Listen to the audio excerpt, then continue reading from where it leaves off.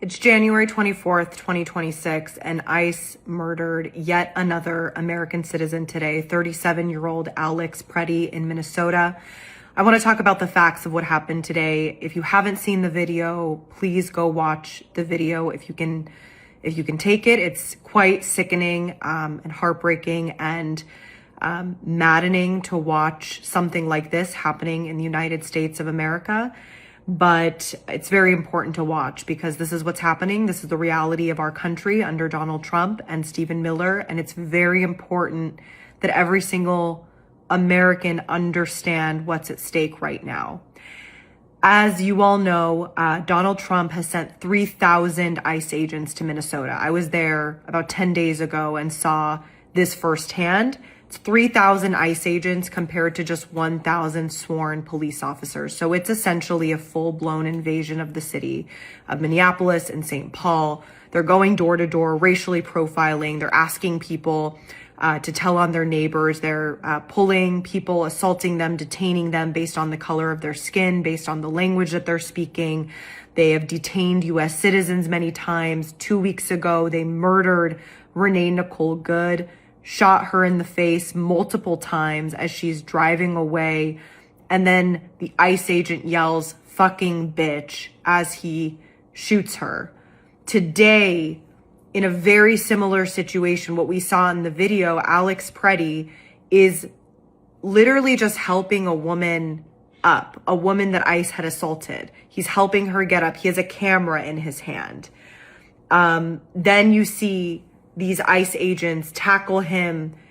They remove a gun that he has in his waist, which is legal in the United States of America, according to the Second Amendment, that of course Republicans care very deeply about.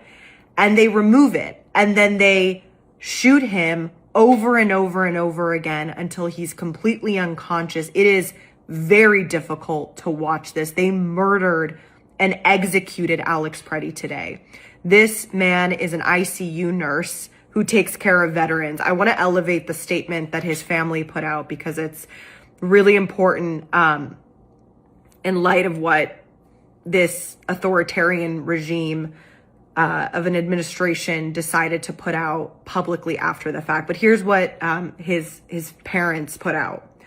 "We are heartbroken, but also very angry. Alex was a kind-hearted soul who cared deeply for his family and friends and also the American veterans whom he cared for as an ICU nurse at the Minneapolis VA hospital. Alex wanted to make a difference in this world. Unfortunately, he will not be with us to see his impact. I do not throw around the hero term lightly. However, his last thought and act was to protect a woman. The sickening lies told about our son by the administration are reprehensible and disgusting. Alex is clearly not holding a gun when attacked by Trump's murdering and cowardly ICE thugs. He had his phone in his right hand and his empty left hand is raised above his head while trying to protect the woman ICE just pushed down, all while being pepper sprayed. Please get the truth out about our son. He was a good man. Thank you."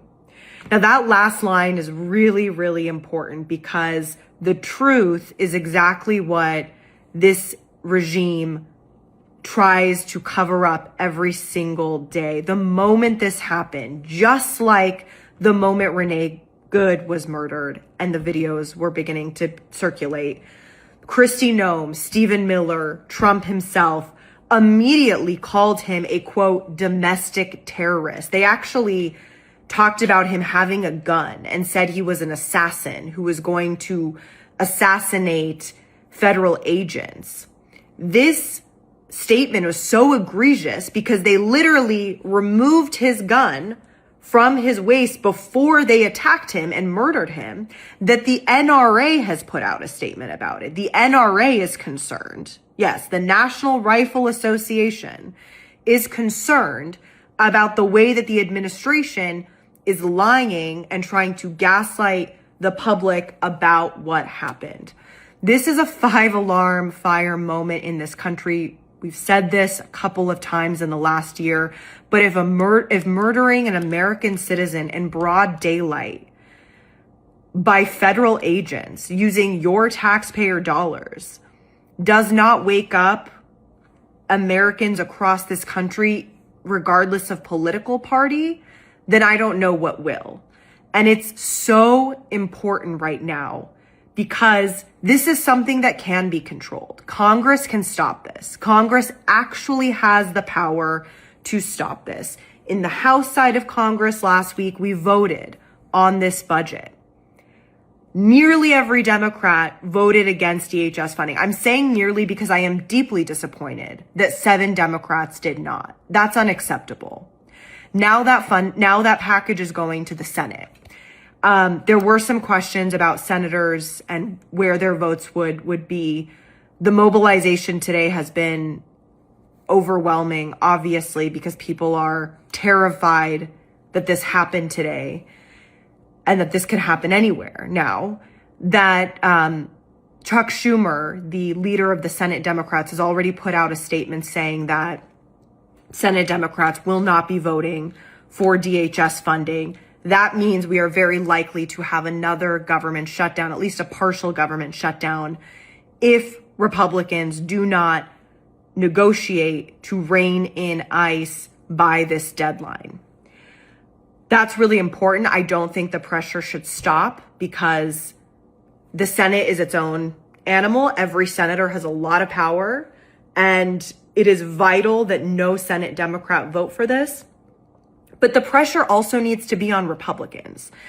I just really want to keep emphasizing that because Republicans are choosing to allow Donald Trump to lead an authoritarian takeover of this country. And if a federal agents are taking over cities like this and violently assaulting citizens, causing chaos, inciting violence, local law enforcement is telling us that they cannot do their jobs anymore. When I was in Minnesota last week, we heard directly from a police chief, and they said very clearly, this is decimating. The word that was used was decimating. This is decimating our ability to do our jobs. It's putting local law enforcement and police officers at risk. So Republicans have an enormous responsibility, and they have the power to stop this. It wouldn't even take that many of them. We have to keep the pressure on Republicans. I have heard from many conservatives and libertarians and independents here in Arizona calling these cowardly ICE agents murderers and criminals. They don't like what they're seeing, and they recognize that this is no different than what happens in authoritarian countries around the world.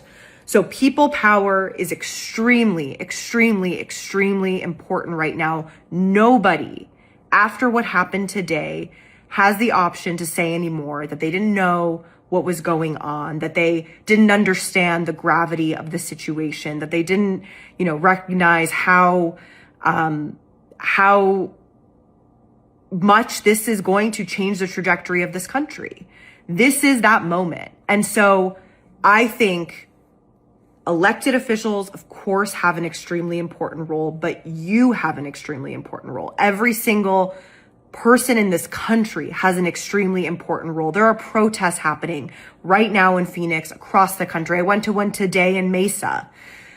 Please show up to protest. Show up. Do not support brands that support this administration. Do not support anyone or anything. We need a general strike. We need to peacefully protest. We need to know our rights. We need to know our risk. We need to organize.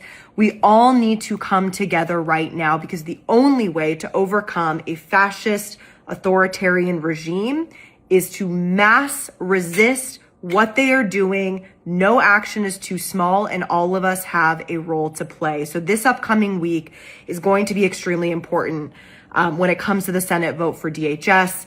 And then I'm going to talk more at a later date about accountability, because Donald Trump's not going to be in power forever. These Republicans are not going to be in power forever. As part of the oversight committee, I can assure you, we are going to hold every single person from the top, impeaching Kristi Noem, all the way down to these ICE agents accountable, and we're going to prosecute them for their crimes. So stay tuned for more information. I know it's been a heavy day. It's been extremely hard for me. So I'm thinking of everyone. Good night.